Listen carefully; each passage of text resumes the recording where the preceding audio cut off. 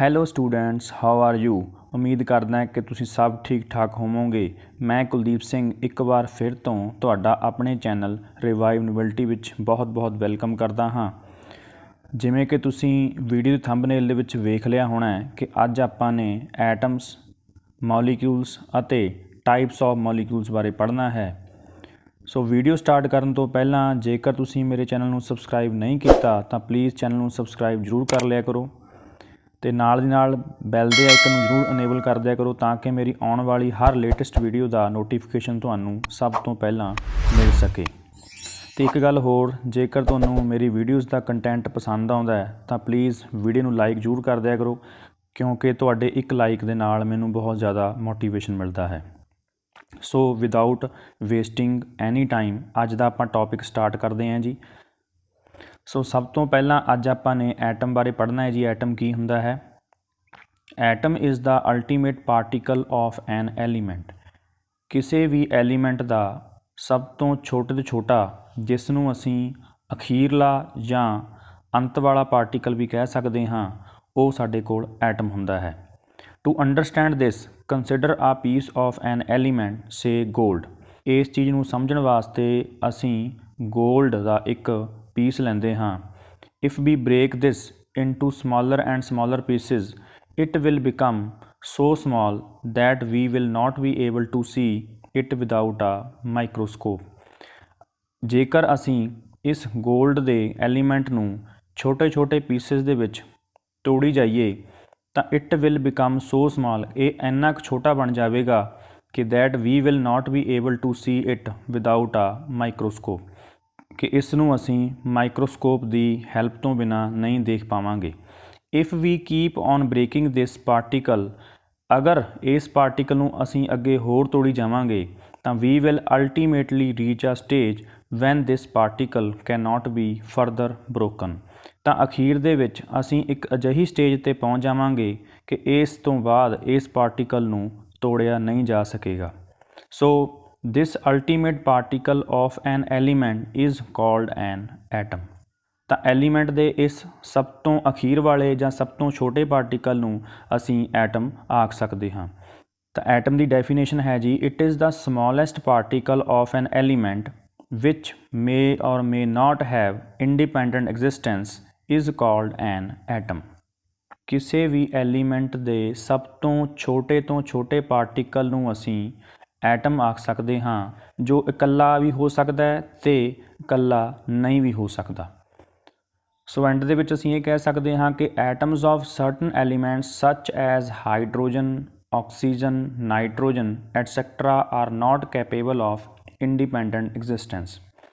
ਬਹੁਤ ਸਾਰੇ ਐਲੀਮੈਂਟਸ ਦੇ ਐਟਮਸ, ਜਿਸ ਤਰ੍ਹਾਂ ਹਾਈਡਰੋਜਨ ਹੈ, ਆਕਸੀਜਨ ਹੈ, ਨਾਈਟ੍ਰੋਜਨ ਹੈ, ਇਹ ਐਟਮਸ ਇਕੱਲੇ ਨਹੀਂ ਹੋ ਸਕਦੇ, ਜਦੋਂ ਕਿ whereas atoms of helium, neon, argon, ਜਿਹੜੀਆਂ ਸਾਡੀਆਂ ਨੋਬਲ ਗੈਸਿਸ ਹੁੰਦੀਆਂ ਨੇ, are capable of independent existence, ਅਤੇ ਇਹ ਐਟਮਸ ਇਕੱਲੇ ਹੋ ਸਕਦੇ ਹਨ। All elements are composed of atoms. ਸਾਰੇ ਐਲੀਮੈਂਟਸ ਐਟਮਸ ਤੋਂ ਮਿਲ ਕੇ ਬਣਦੇ ਨੇ।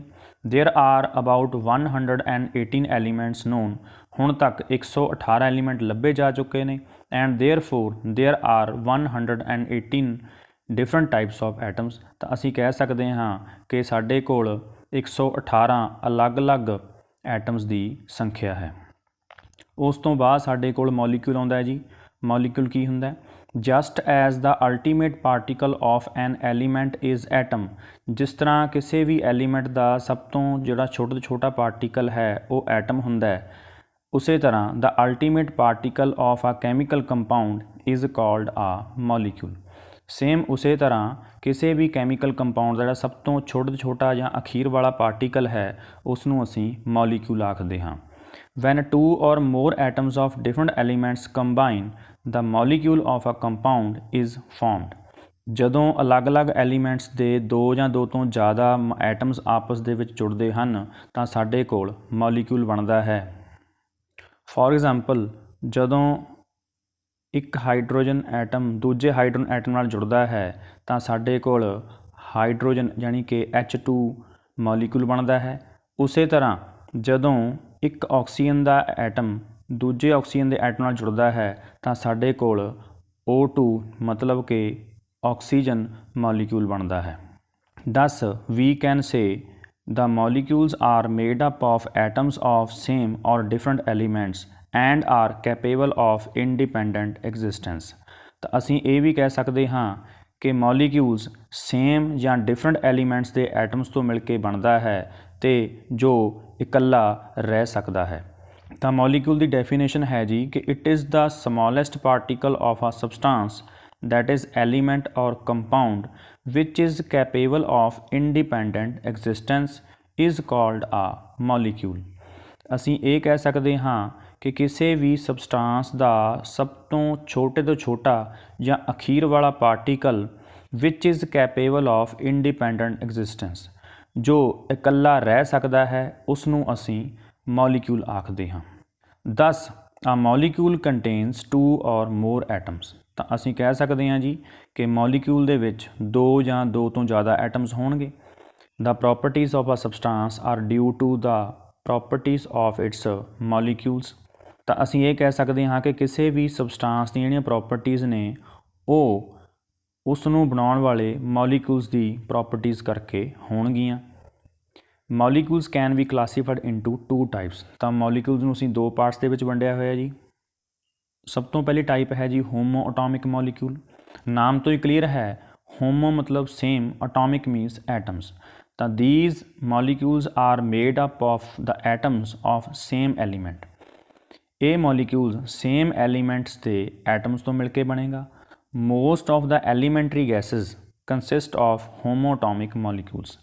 ज़्यादातर जिहड़ियां साडियां एलीमेंटरी गैसेज ने जिस तरह हाइड्रोजन है, क्लोरीन गैस है, नाइट्रोजन गैस है, ऑक्सीजन गैस है, वो इक्को ही तरह के एटम्स तो मिलके बनदियां हन। इस करके इन्हां सारिਆਂ ਨੂੰ ਅਸੀਂ होमोअटोमिक मॉलिक्यूल्स भी आख सकते हाँ। फॉर एग्जाम्पल जेकर ਅਸੀਂ हाइड्रोजन गैस के मॉलिक्यूल ਨੂੰ देखीए ਤਾਂ ਜਦੋਂ 2 सेम हाइड्रोजन एटम आपस ਦੇ ਵਿੱਚ ਜੁੜਦੇ ਹਨ ਤਾਂ ਸਾਡੇ ਕੋਲ ਇੱਕ ਹਾਈਡਰੋਜਨ ਦਾ ਮੋਲੀਕਿਊਲ ਬਣਦਾ ਹੈ। कहने का मतलब कि हाइड्रोजन गैस साडी होमोअटोमिक मॉलिक्यूल है। Similarly chlorine gas consist of 2 atoms of chlorine. ये सारिया एग्जाम्पल्स दे विच भावें वो हाइड्रोजन गैस होवे, क्लोरीन गैस होवे, नाइट्रोजन होवे जां ऑक्सीजन गैस होवे, ये सारी दी सारियां जिहड़ियां साडी एलीमेंटरी गैसेज ने ये सेम एटम्स तो मिल के बनदियां हन, जिस करके इन्हां नूं असीं होमोअटोमिक मॉलिक्यूल्स भी आख सकते हाँ। These molecules may be further classified as monoatomic, diatomic, triatomic or polyatomic molecules according as they contain 1, 2, 3 or more than 3 atoms respectively। किसी भी मॉलिक्यूल दे विच उन्हां दे एटम्स की गिणती जां उन्हां दे एटम की संख्या के मुताबिक भी असीं उन्हां नूं अलग अलग क्लासिस दे विच जां अलग अलग टाइप्स दे विच वंडिया होया। जेकर साडे किसी भी होमोअटोमिक मॉलिक्यूल दे विच एटम्स की संख्या 1 है तो असीं उस नूं मोनोअटोमिक कहांगे। जिस तरह जिहड़ा हीलीयम का मॉलिक्यूल है वो एक ही हीलीयम एटम तो मिल के बनता है, इस करके असीं हीलीयम मॉलिक्यूल नूं मोनोअटोमिक आखदे हाँ। हाइड्रोजन गैस है जो 2 हाइड्रोजन एटम्स तो मिल के बनती है जिसनूं असीं डाईएटोमिक कह सकते हाँ। इस तरह ओजोन O3 है जी जिहड़ा साडे कोल 3 ऑक्सीजन दे एटम तो मिल के बनता है उसनूं असीं ट्राईएटोमिक आख सकते हाँ। तो एंड दे विच जिहड़ा साडे कोल फॉस्फोरस है जी जिसका फार्मूला P4 हुंदा है, ये 4 फॉस्फोरस एटम तो मिल के बनता है जिसनूं असीं टेट्राएटोमिक भी आख सकते हाँ। The number of atoms in a molecule of an element is called atomicity. किसी भी मॉलिक्यूल के अंदर एटम्स की गिणती नूं जां एटम की संख्या नूं असीं एटोमिसिटी आखदे हाँ। फॉर एग्जाम्पल जिवें हीलीयम ते नियॉन जिहड़ियां साडीआं नोबल गैसेज ने ये एक एक एटम्स तो मिल के बनदियां हन जिन्हां नूं असीं मोनोअटोमिक मॉलिक्यूल भी आखदे हाँ। तो इन्हां दी जिहड़ी एटोमिसिटी है वो 1 होवेगी। सेम उस तरह ऑक्सीजन, नाइट्रोजन ते हाइड्रोजन जिहड़े मॉलिक्यूल्स ने ये साडे कोल 2 एटम्स तो मिल के बनते हैं तो इन्हां नूं असीं जिहड़ा डाईएटोमिक मॉलिक्यूल्स आखदे हाँ। तो इन्हां दी जिहड़ी एटोमिसिटी है वो 2 होएगी।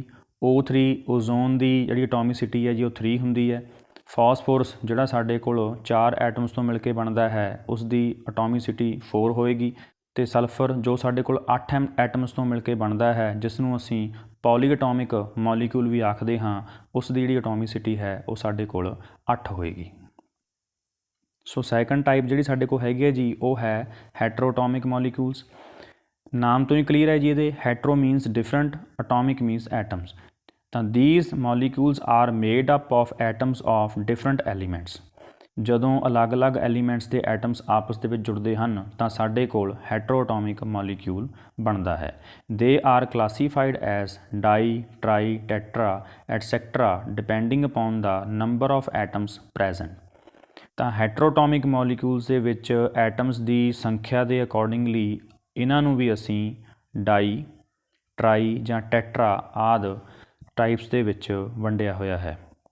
ਫੋਰ ਐਗਜ਼ਾਮਪਲ H2O ਵਾਟਰ ਹੋ ਗਿਆ ਜੀ, HCl ਹਾਈਡਰੋਜਨ ਕਲੋਰਾਈਡ ਗੈਸ ਹੋ ਗਈ ਜੀ, CO2 ਕਾਰਬਨ ਡਾਈਆਕਸਾਈਡ ਹੋ ਗਈ, NH3 ਅਮੋਨੀਆ ਹੈ, CH4 ਮੀਥੇਨ ਗੈਸ ਹੈ ਅਤੇ PCl5 ਫਾਸਫੋਰਸ ਪੈਂਟਾਕਲੋਰਾਈਡ ਆਰ ਹੈਟਰੋਟੋਮਿਕ ਮੋਲੀਕਿਊਲਸ। ਇਹ ਸਾਰੀਆਂ ਸਾਡੀਆਂ ਹੈਟਰੋਟੋਮਿਕ ਮੋਲੀਕਿਊਲਸ ਦੀਆਂ ਐਗਜ਼ਾਮਪਲਸ ਨੇ, ਕਿਉਂਕਿ ਇਹ ਸਾਰੇ ਹੀ ਜਿਹੜੇ ਮੋਲੀਕਿਊਲਸ ਨੇ ਇਹ 2 ਜਾਂ 2 ਤੋਂ ਜ਼ਿਆਦਾ ਅਲੱਗ-ਅਲੱਗ ਐਟਮਸ ਤੋਂ ਮਿਲ ਕੇ ਬਣਦੇ ਨੇ। ਸੋ ਐਂਡ ਦੇ ਵਿੱਚ ਅਸੀਂ ਇਹ ਕਹਿ ਸਕਦੇ ਹਾਂ ਕਿ ਜਿਹੜੇ ਮੋਲੀਕਿਊਲਸ 2 ਜਾਂ 2 ਤੋਂ ਜ਼ਿਆਦਾ ਅਲੱਗ-ਅਲੱਗ ਤਰ੍ਹਾਂ ਦੇ ਐਟਮਸ ਤੋਂ ਮਿਲ ਕੇ ਬਣਨਗੇ ਉਹਨਾਂ ਨੂੰ ਅਸੀਂ ਹੈਟਰੋਟੋਮਿਕ ਮੋਲੀਕਿਊਲਸ ਆਖਾਂਗੇ। ਮੈਨੂੰ ਉਮੀਦ ਹੈ ਕਿ ਤੁਹਾਨੂੰ ਅੱਜ ਦਾ ਜਿਹੜਾ ਲੈਕਚਰ ਹੈ ਜਿਸ ਦੇ ਵਿੱਚ ਅਸੀਂ ਐਟਮ, ਮੋਲੀਕਿਊਲ ਅਤੇ ਟਾਈਪਸ ਆਫ ਮੋਲੀਕਿਊਲਸ ਬਾਰੇ ਪੜ੍ਹਿਆ ਚੰਗੀ ਤਰ੍ਹਾਂ ਸਮਝ ਵਿੱਚ ਆ ਗਿਆ ਹੋਣਾ ਹੈ। Thank you so much.